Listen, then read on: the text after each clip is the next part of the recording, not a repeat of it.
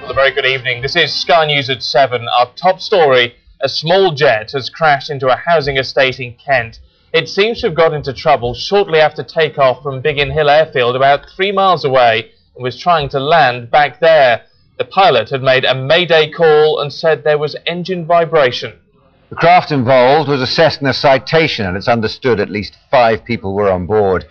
The Air Accident Investigation Branch has begun an inquiry into the cause of the accident. Well, it crashed onto Broadwater Gardens in the town of Farnborough, hitting 2 houses. Early reports say no one was injured in either residence, but one family was also away on holiday. Well, Sky's Paul Harrison is at the scene for us now. And Paul, police and fire officers speaking in the last half hour or so. What do they have to say? Unfortunately, they didn't really tell us more than we have seemed to have gleaned so far already. That is that there were, of course, fatalities within the aircraft itself. That landed on top of one of the houses here in Molesey Close at about 2:30 this afternoon. It took out more or less one building and half of another building as well. Miraculously, nobody on the ground itself. No one was in the house that was razed to the ground at the time. We understand they were on holiday, or at least returning from holiday. And also next door as too, the garage was demolished, but all those living in those 5 or 6 houses in that small close managed to escape with their lives. We spoke all afternoon to many of the residents who quite simply were going about their normal business and then heard this boom sound very close to them. They peered out the windows, they went out of doors to see what was going on, and they found that what had initially they thought might have been an exploded lawnmower or something like that, because they said it didn't sound like an aircraft landing on a house. Then they found out that that is exactly what did happen. Let's just have a quick word now with one local resident, Tim Collison, who lives actually, well, I'd say about 60 yards from where the plane landed or so. Just take us through, Tim, if you can, back to that, about 4 or 5 hours ago when this happened. Well, I was just doing everyday thing on Sunday, watching TV, listening to music, and I heard this really loud whooshing sound. It's like a missile going straight past your ears. And I saw, out of my eye, I saw a grey silhouette, if you like, a grey shape. I couldn't quite picture it was a plane. You couldn't tell it was a plane because it's so near my house. And then I stood up and I saw a big explosion as it hit the house. Orange flames, dark grey smoke, rising and rising.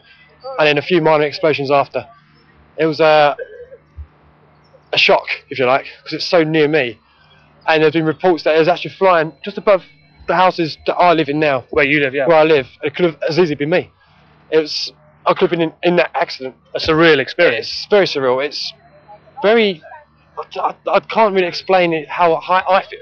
You must feel quite lucky, I suppose, given the proximity of that. Lucky, yeah, but not... I mean, lucky in the people on the plane. And lucky in the person that actually lived in the house because they're on holiday. And it's too surreal to explain. I dived out of my house with the house phone, trying to dial 999 and see if there are people rushing out to make sure everyone's all right. So you were one of the 60 or more phone calls that were made in the immediate aftermath? Yeah, I was. What did you say to the police? I just went to the police and went, we're busy, can't get through. I was like, well, this is an emergency. I've got a plane, a house exploded for a reason that could be a plane. If people could be in those houses, I need someone to answer me. This area is obviously no stranger to aircraft because of Biggin Hill. Yeah. You notice aircraft all the time, I presume? All the time, yeah, because we're in the landing approach to Biggin Hill.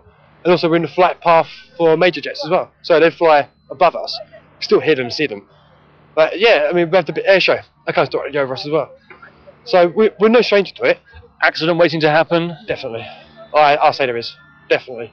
It's quite the whole area, just walking through this area, it seems quite tightly packed, doesn't it, with houses? They've really crammed them in. There's over 1,000 houses just beyond here. Just over 1,000 houses. With, I'll say, about 5,000 residents living in it. Average 5 person a house. And the school just... And they've got 3 schools over there. A swimming pool. These houses, of course.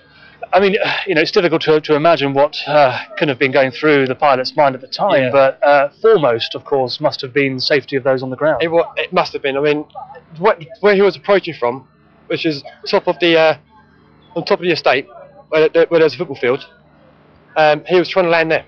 And there's kids playing on that football field at the time. My brother, for example, he was playing on football. He was playing on the time. There was people waving at them, like, get out of the way, get out of the way. But where we're even standing now, this is quite a large open green area. Large enough, but I don't think it'd be to try and bring the plane to a halt, let alone land it, because it's boggy. It's marshland, so it'd probably bounce off the stuff and land in the woods, which probably safer. It is safer, of course. That's what it's trying to do, land in open space. And when the plane crash landed, you came out of the house, you say, with the mobile phone, with your house phone.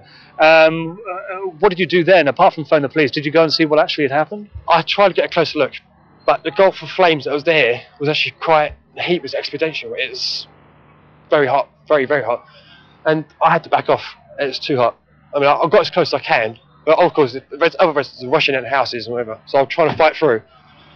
But yeah, it's when you see it, it's hard to explain it, right? And the flames, the smoke, it's overwhelming, very overwhelming. You are not one of those who's been evacuated. No.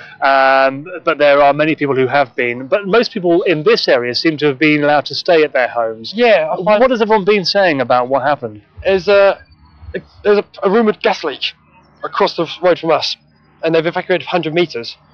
But we're 60 yards away, which is less than 100 metres. So why aren't we evacuated? I don't understand. So I mean, if there was an explosion of gas, it'll take out the houses there. We're in the same pipes.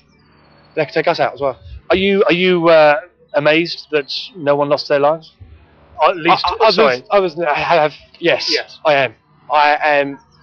It's a miracle, really, that it wasn't a lot more than what it is now. I mean, 5 people, including 2 pilots. That's hard enough to lose. Thankfully, there's no one in houses at the time. All right, Tim. Many thanks indeed for joining us this evening. We'll let you head back to your house.